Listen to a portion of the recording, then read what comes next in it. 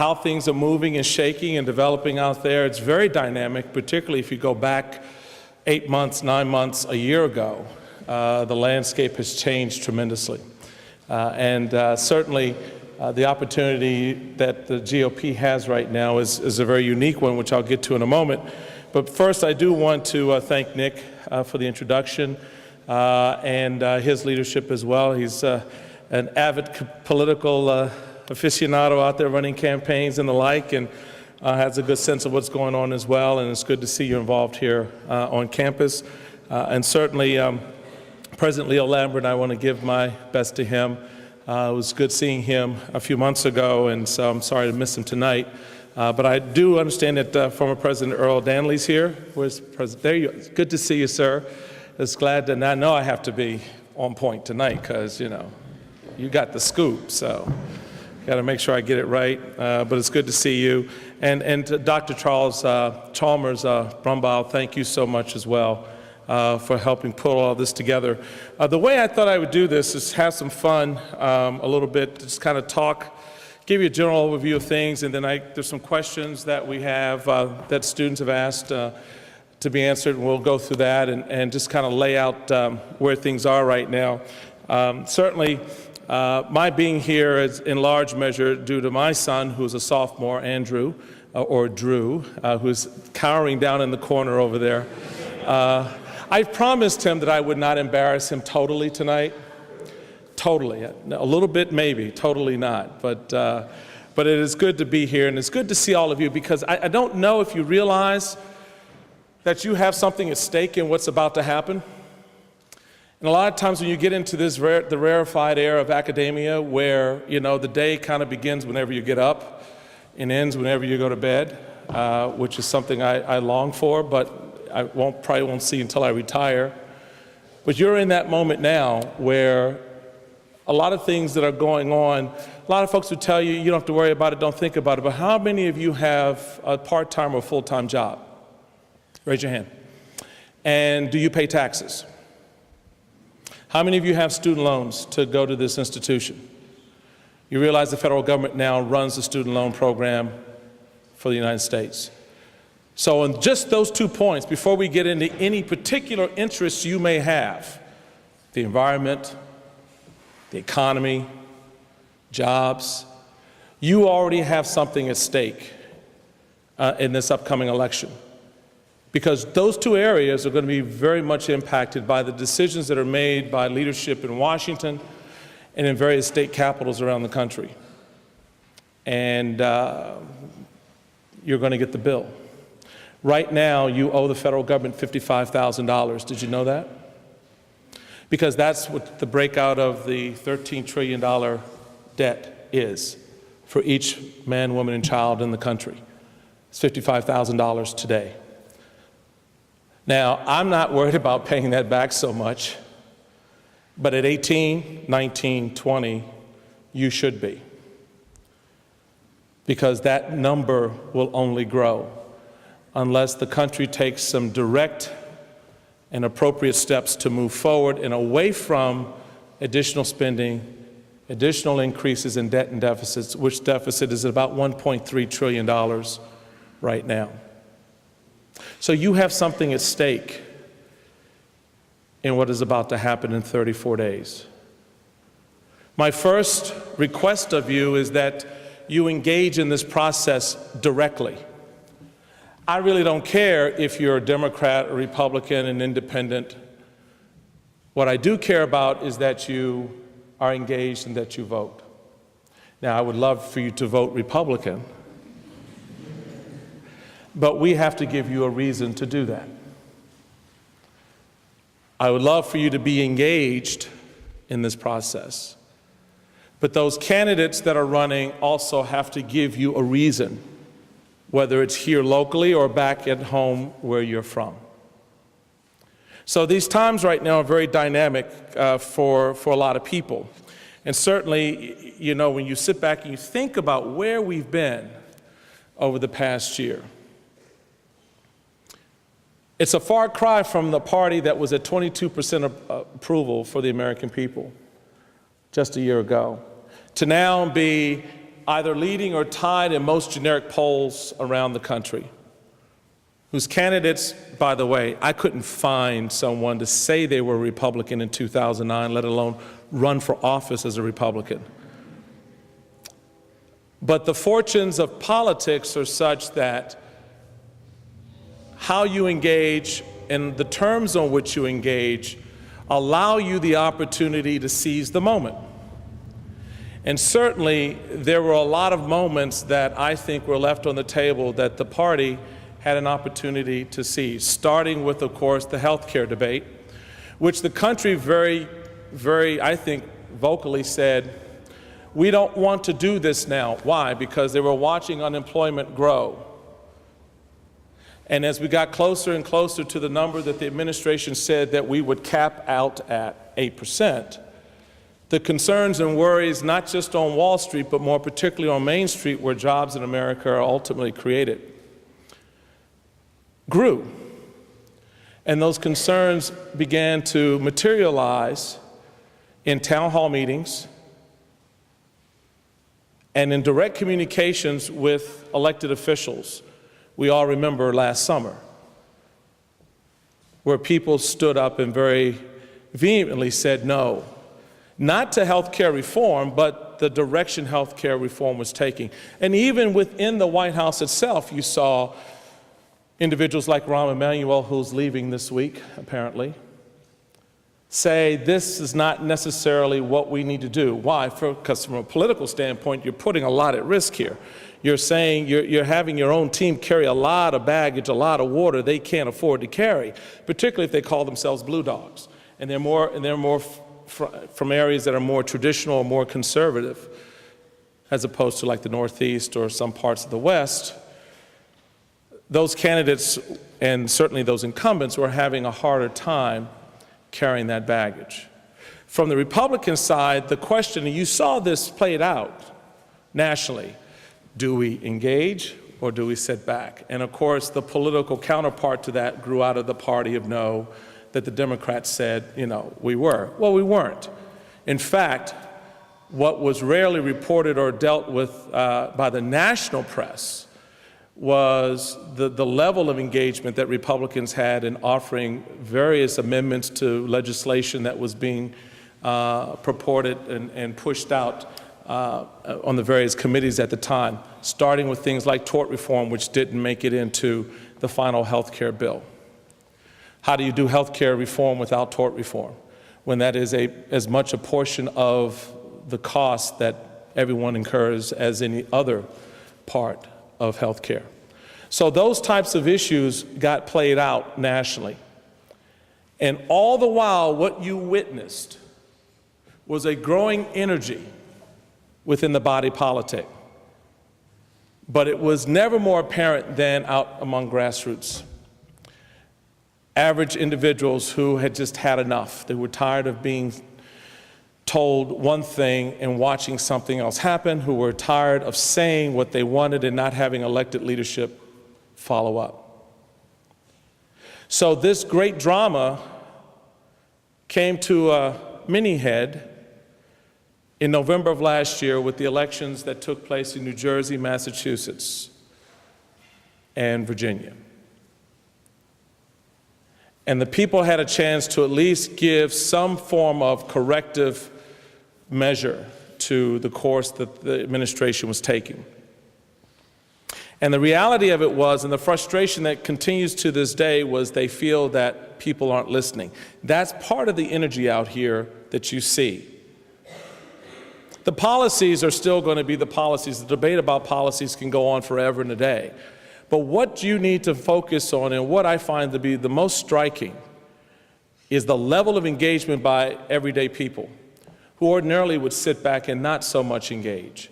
Well, my elected official, my congressman, my senator, that's my guy or that's my gal, I love them, okay, they'll be all right. Your guy, your congressman, well, we need to fire him.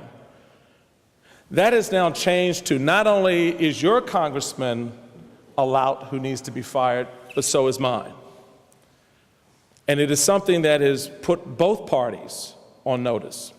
Now, what I did as national chairman about a year ago, after some conversations and traveling around the country, was noticing that this little group was beginning to form. This energy was beginning to take on a different shape.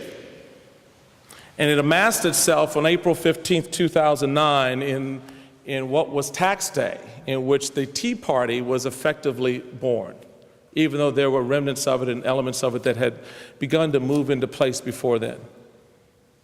And they began to dictate in large measure what would happen next. And I think it's fair to say that they have changed the political dynamic and certainly the political conversation in this country.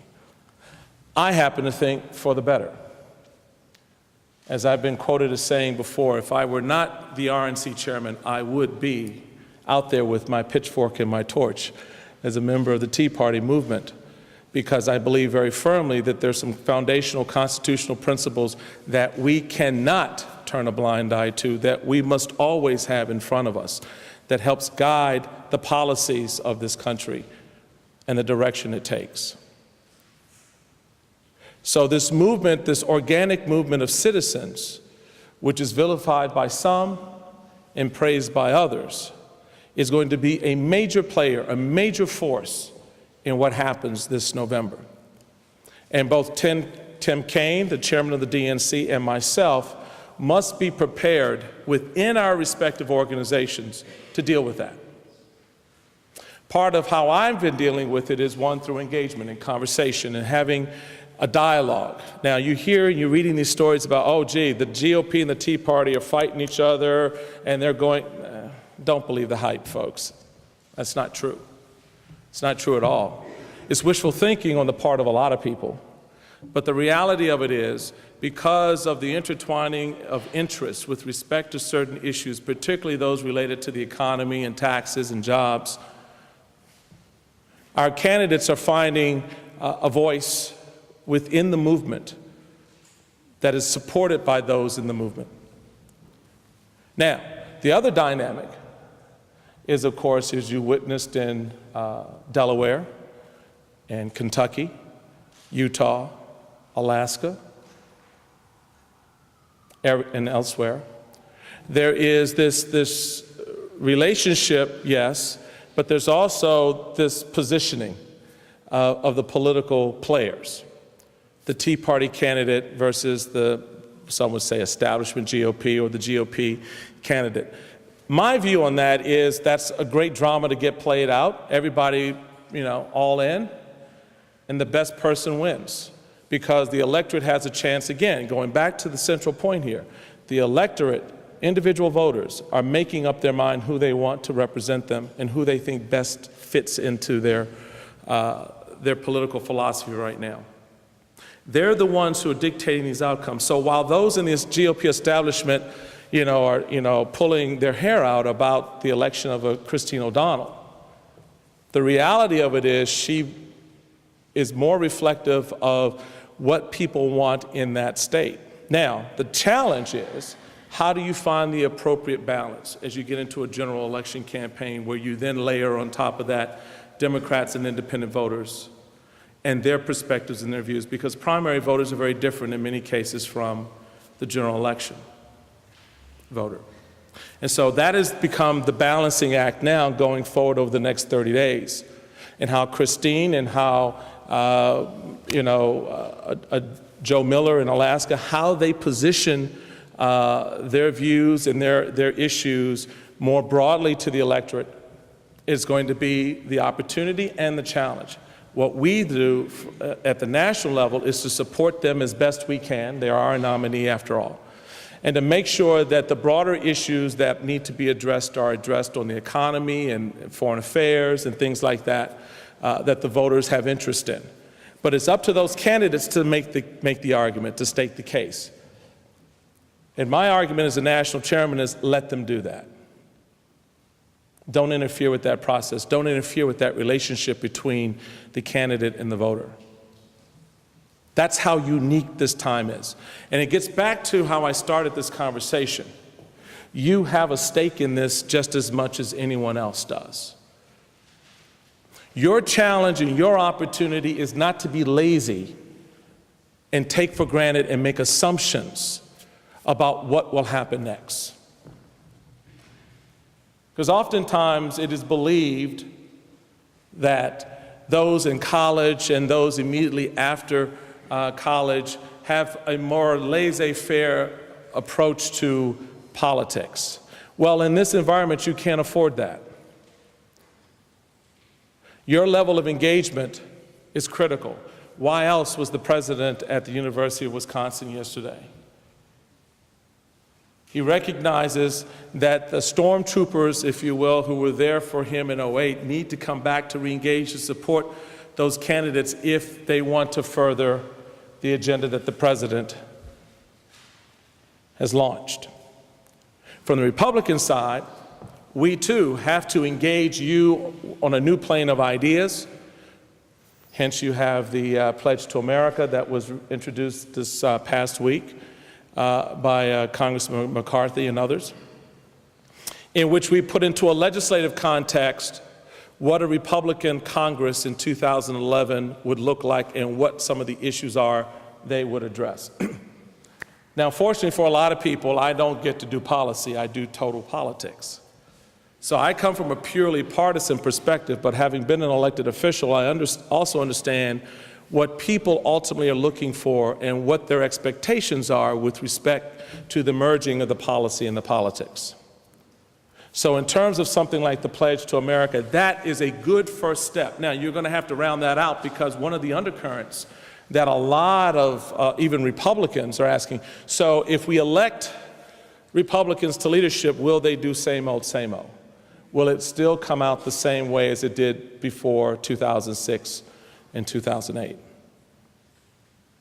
Now, I have understanding from the leadership, and certainly as represented by the document that they've produced, that they have, one, listened, they have, two, learned, and now, three, are prepared to move forward in a different direction, recognizing the impact of policies on your ability to pay taxes, the regulations that affect your small business, and the like.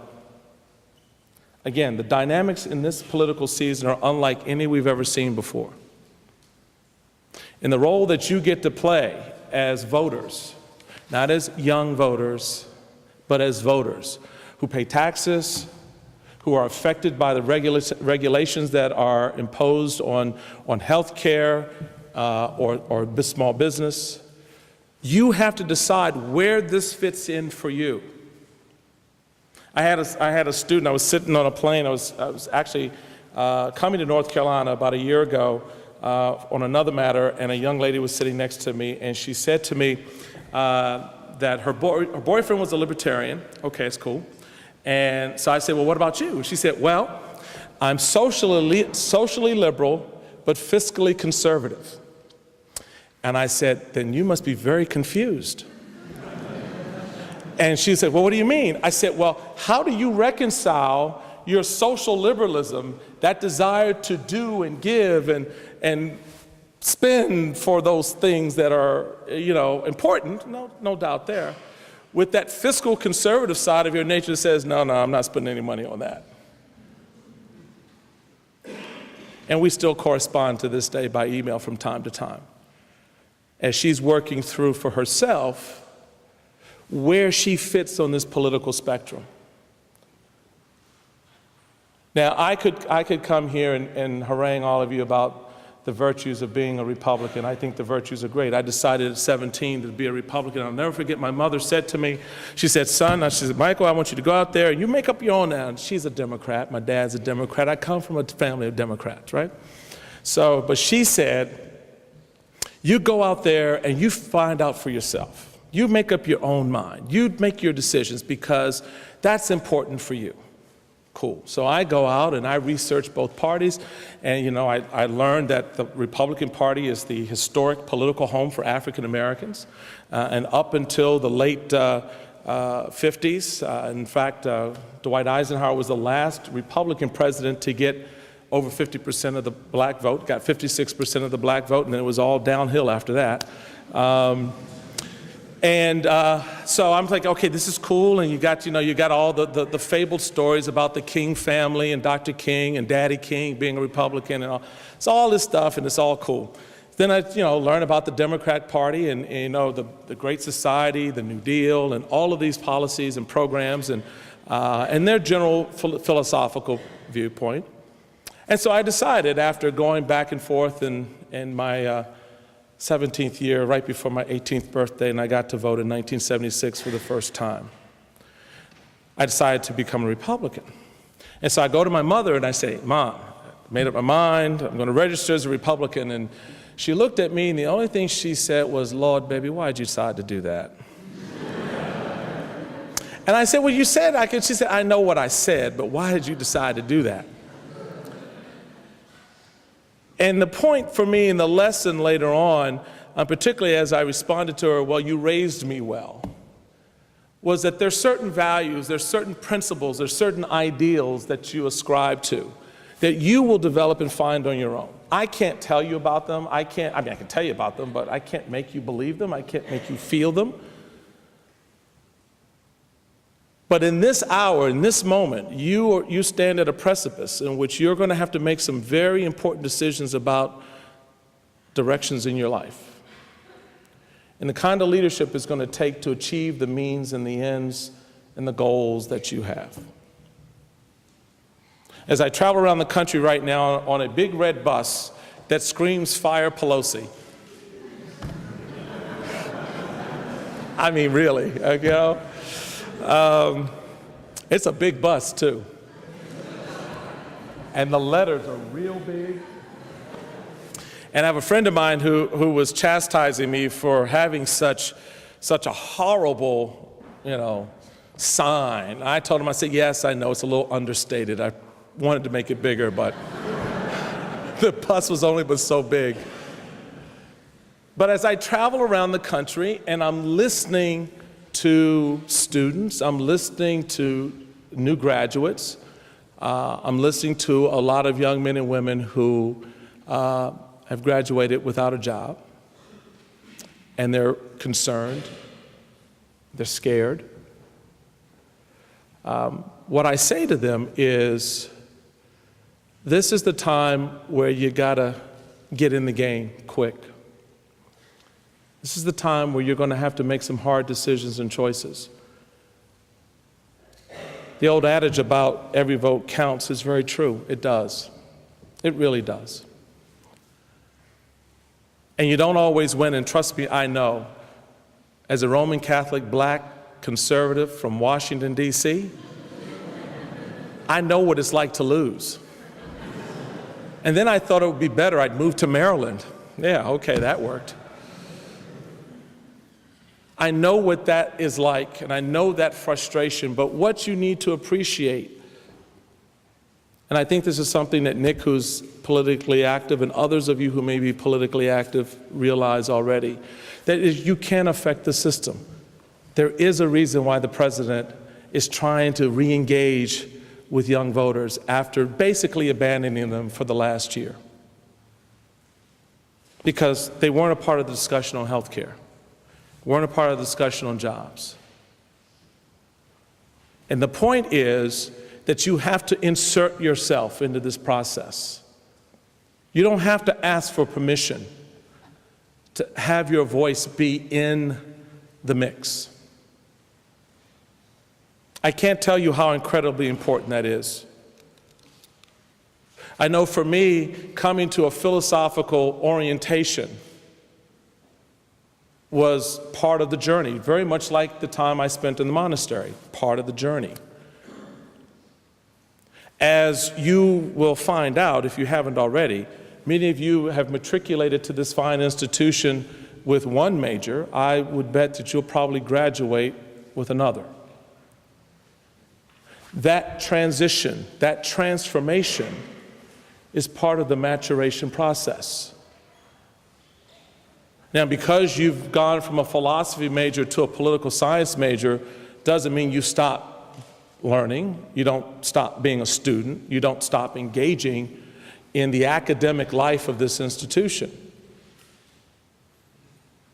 You just find another way to do that. The same is true in politics. The same is true in the political realm, that you don't stop engaging as you are trying to find your voice. as you're trying to find where you fit in, where your interests lie. And I can only encourage you to every day seek that space out for yourselves. I mean, it's cool, I guess, to have the RNC chairman here talking about Republicanism and all that.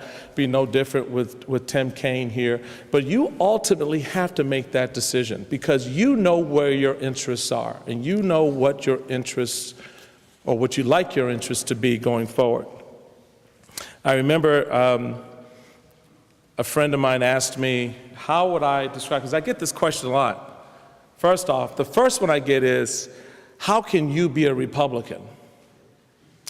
And I haven't quite figured out if they asked that question based on my passion for politics or because I'm so tall. I haven't figured out exactly where that fits in. It may have to do with the bald head, that's a uniquely Republican feature, I was told, but I don't know what that says about all my Democrat friends that don't have hair, but anyway. But they asked me, the second question they asked is, what is the difference between the two? And the only way I could sum it up was this way. A Republican and a Democrat were walking down the road, and they come across an individual down on their luck. So the Republican goes over to the individual and says, hey, I see times are hard. I've got a little shop down at the other end of the block. Why don't you come down and sweep the floors or something. I give you a little change from time to time. Here's my business card, and here's $20. Get yourself something to eat, and I'll see you tomorrow. Just come on by.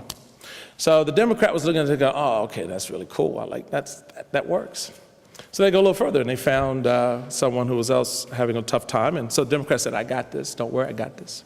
So he goes up to the individual, lifts the man up, and he talks to him for a little bit, and he says, I see things are tough for you right now, and reached into his pocket and pulled out the card for the local welfare office and told him how to get there, reached into the Republican's pocket and took out $50 and gave it to the man.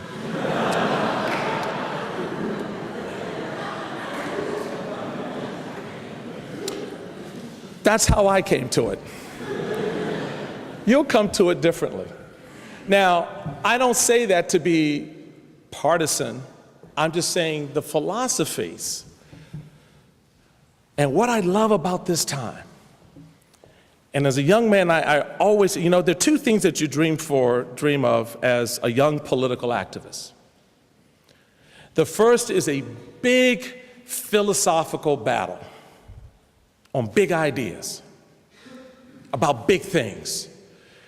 And the second is a brokered convention. Now, what that means, a brokered convention, that's where there is no clear nominee, and you're going into that convention, and it's all hell breaks loose. And every day, you're the most powerful person in the building because you're a delegate. So that type of act, those two things for political junkies like myself are like nirvana. Well, I don't see a brokered convention coming about anytime soon, although a lot of my friends, we pray for one just because it'd just be sheer fun to watch and be a part of it. But what I do see right now is a huge philosophical debate about what is conservatism, what is liberalism, what is it to be a Democrat, what is it to be a Republican. And now, how does an independent voice fit into this new equation? Call it Tea Party, call it independent, call it whatever you want.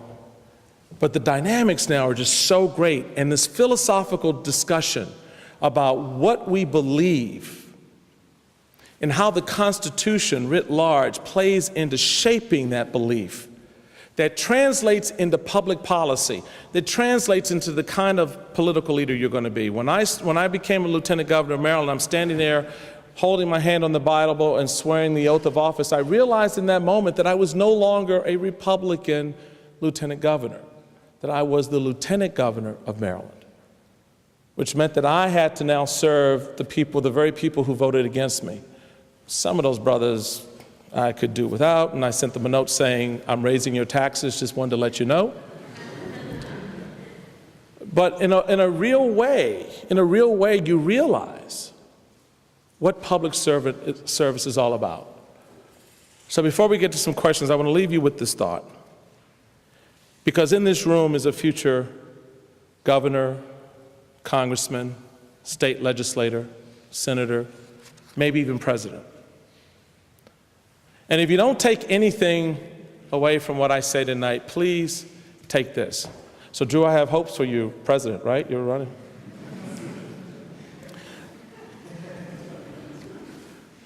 I'll run your campaign for you. The promise of this great nation is the promise of endless possibilities that all of us inherit, and that all of us, I hope, have the ability to pass on to future generations. For me, that rests in the kind of leadership that you bring to the game. Now, you can be a leader who walks into the room and everybody sees you as the leader and they're like, wow, there's the leader. But how you lead and what you do with that leadership matters so much. And there's this concept of servant leadership, to me, is preeminent. Anyone can lead. You know what the hardest part of leadership is? Who can tell me? What is the hardest part of leadership? This is the interactive part of our program. Anybody? Yes, sir. Following orders. Following, exactly right. It's the hardest part of being a leader, is when you have to follow. Now, my communication director over here tell you that I have a hard time with that sometimes when it comes to messaging and discipline or messaging, because I'm a maverick, I'm a wild guy. I push the envelope. I like upsetting the apple cart, as you've probably read online or elsewhere. It doesn't bother me. I don't care if the establishment is mad at me. I don't care if they get blowed up because I may have said something or they take something I've said or done and twisted it. Because where I am in my leadership opportunity is focusing less on what I'm doing and more on what is needed right now that others are expecting. The hardest thing you will have to do as a leader is to follow someone else, to turn your leadership over to someone else. Have you been in a meeting in which you're sitting there and you're the president of the club or you're the chair of the organization? And this young lady here sits there and she says, well, I think we should do X, Y, Z because boom, boom, boom. What do you do in that moment? Do you elevate her opportunity to lead in that moment in which you then follow her idea, you follow her direction, or do you stamp it down and go, well, that's the dumbest thing I've ever heard? That is not leading. And everyone in that room notices it, and everyone in that room says to themselves, I can't follow this fool. And you get the resistance. But the moment you accept the idea that someone else may have an idea better than yours, that someone else may have a better way than yours, that someone else may have a different course to take, and you elevate their leadership, then the people around you are prepared to follow you because they then trust that in the right moment, at the right time, you will trust them to lead. And it will be the hardest ego check you will have, is to know when to shut up and listen. And to not be the chairman, not be the president, not be the leader, but to be the follower. That is servant leadership. And that's what the people of this country are looking for, and that's what you have an opportunity to elevate amongst yourselves. Don't lose sight of that. Because when you do, stay in that mindset, you can then go about and create for your generation an ownership society that will rival anything the greatest generation has passed on to us. You will have an opportunity to move us as a nation from where we were in getting to the lunch counter, that whole civil rights struggle, to actually owning the diner, which is what people want to do. When you got up this morning, when you looked in the mirror at yourselves, how many of you, by a show of hands, said to yourself, all I want to be today is poor? No. But there are policies out there that, arguendo, could create that environment of dependency. We need to be a nation that's about elevating individuals. We need to have a greater conversation, both Republican and Democrat, about poverty in this country, about how that is impacted by education, and how education impacts your ability to get a job, and how your ability to get a job impacts your ability to provide for yourself and your family. All of that is connected. And that is your moment right now. So as you consider this November and future Novembers, recognize the role that you will play in setting a new course for this nation. And you can do it as a Republican, you can do it as a Democrat, you can do it as an independent. I just want you to do it. I just want you to do it. And in so doing, don't screw it up.